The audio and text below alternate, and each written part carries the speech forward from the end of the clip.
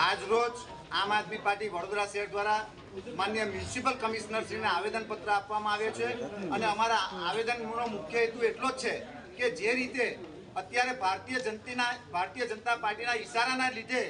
જે ધર્મના બેનરો છે એને ટાર્ગેટ કરી અને ધર્મના બેનરોને કાઢવાનું એક ષડયંત્ર રચાઈ રહ્યું છે। એનાથી કોઈકને બહુ મોટો ફાયદો થાય એડવર્ટાઇઝ એજન્સીને, એવું અમારું સ્પષ્ટપણે માનવું છે। ત્યારે અમારે આ ભારતીય જનતા પાર્ટીને કહેવું છે કે આ ધર્મના નામે જ તમે સત્તા પર આવ્યા છો અને આ ધર્મના લીધે જ તમારું પતન પણ નક્કી થઈ જશે। જે રીતે તમે જુઓ કે સ્વામિનારાયણ સંપ્રદાયનો બેનર હોય કે કોઈ ગાયત્રી પરિવારના બેનર હોય કે કોઈ પણ ધર્મના બેનરો તમે આજે ઉતારી રહ્યા છો, કથાના હોય, આવા તમામ પ્રસંગોના બેનરો ઉતારી રહ્યા છો। ત્યારે અમારે કહેવું છે કે તમારે ભારતીય જનતા પાર્ટીના નેતાઓના જેની પર કમળનું નિશાન હોય